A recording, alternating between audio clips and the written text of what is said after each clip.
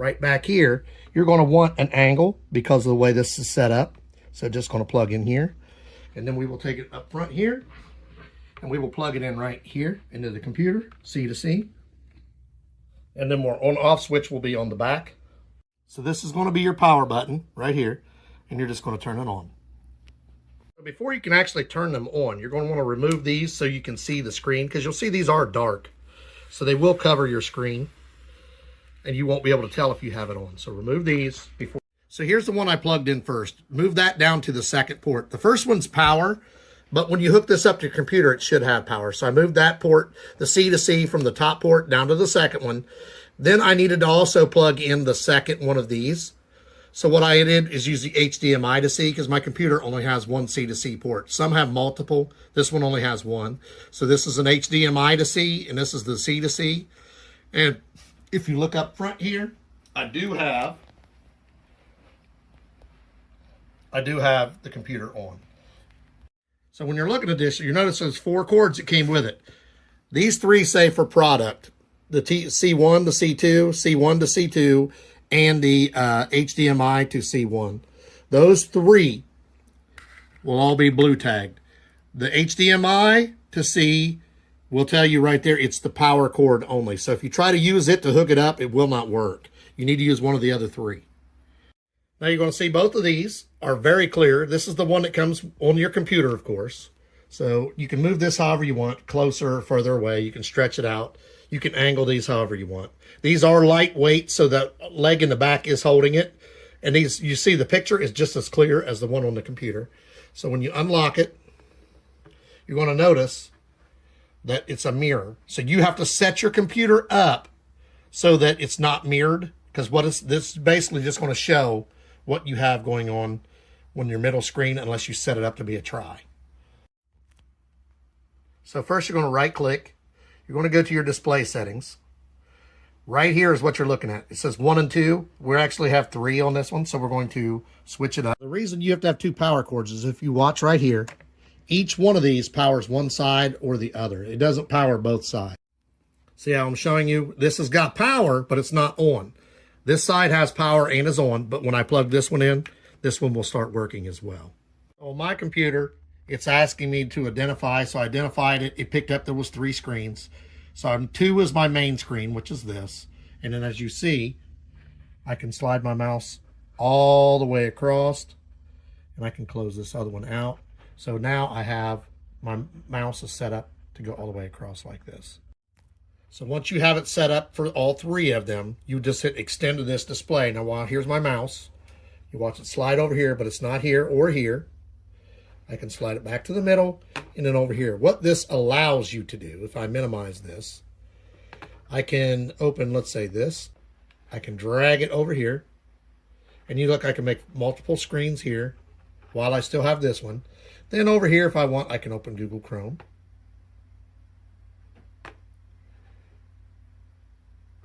Drag that over here. Then I can open a third one here, let's say Microsoft. And then on the third page, I can just open like my recycle bin. So I can have multiple projects going on.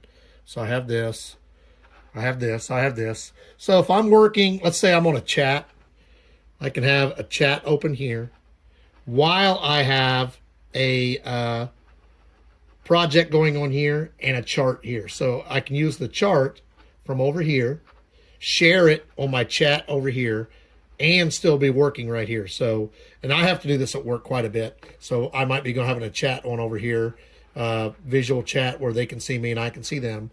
I'll have my chart over here so I can see what I'm pulling up while they're seeing it, the way they're seeing it. And then also typing in notes on the third page. That's what's nice about the tri-screen. It gives you all this area, whereas before you might have to make 4 small ones.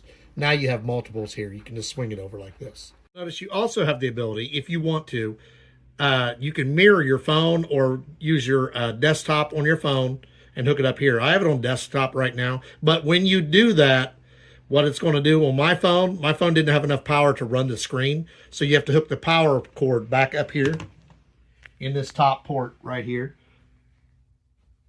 because it will need power from somewhere other than just your phone, because my phone did not have enough juice to run it.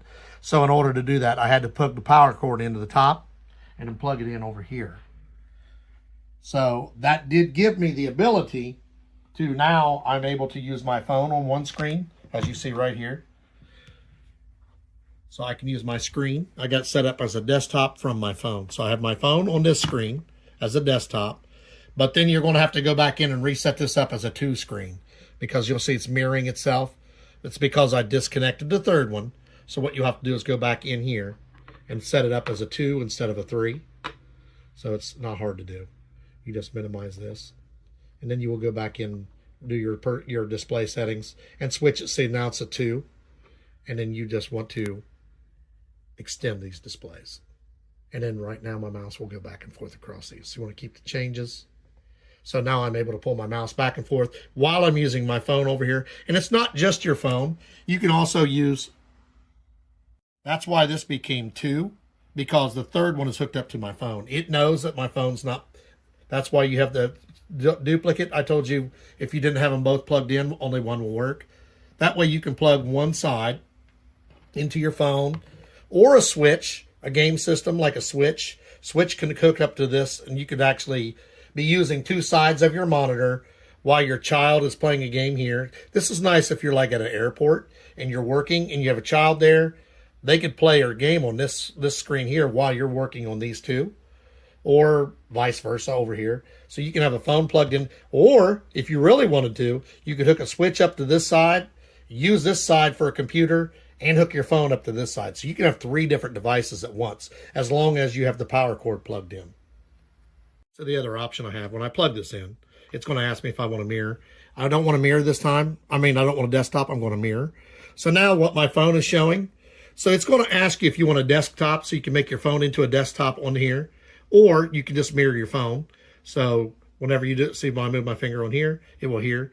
That way, also, if you're doing something and you want a bigger screen, you have that option. You can do like that.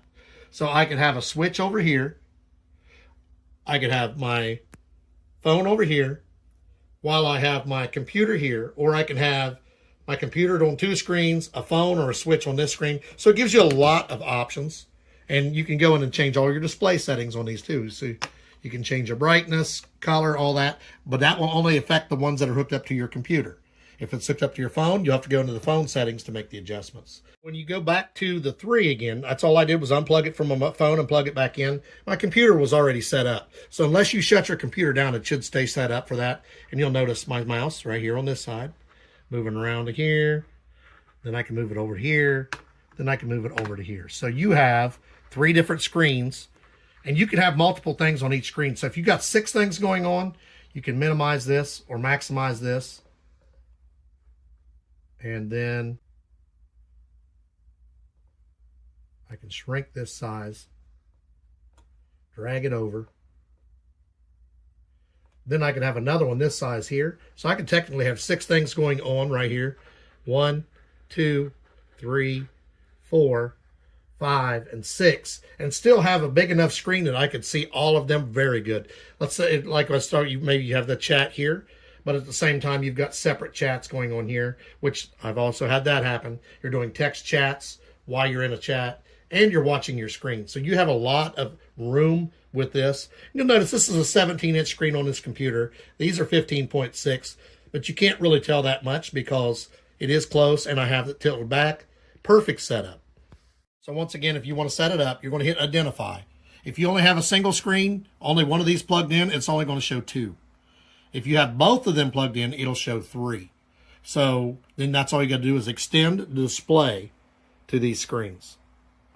And you're always going to want, this was number 1, because if you change your numbers up, like 1, 2, 3, this is going to be your main screen. So I always set up mine, since I'm right-handed, 1, 2, 3. But that's up to you how you want to do it. Just hit identify. Your computer should do all the work for you. Pick up the other ones, and then you extend. Because if you, the other options are duplicate. So if you do that, duplicate 1 and 2, these are going to be the same, and this one's going to be separate. Or 1 and 3. You just want to extend to these displays. Don't duplicate unless you want the 2 screens looking exactly the same. So the cool safety feature that I do like about this, you'll notice when I put my screen down, this automatically tips forward, so you don't have to worry about it flipping over. So it's set naturally up. It will automatically go level when you remove the screen, because I had it tilted because the leg was a little bit, this is a little bit shorter, so I needed to tilt it back. But because of the way it's made, it automatically pulls itself level. So when you're disconnecting your computer, it won't fall. Just make sure you remember to unplug your cords before you move your computer. Now for me, I'm going to put these back on. That's up to you whether or not you choose to, but I want to make sure my screens stay protected. And you see they just peel away. So just try to line it up as best you can and put them back if you choose to. So if I put these in wrong, you can do it wrong, but it won't close properly. So if I put this one first and I go to close this one, notice it won't close all the way.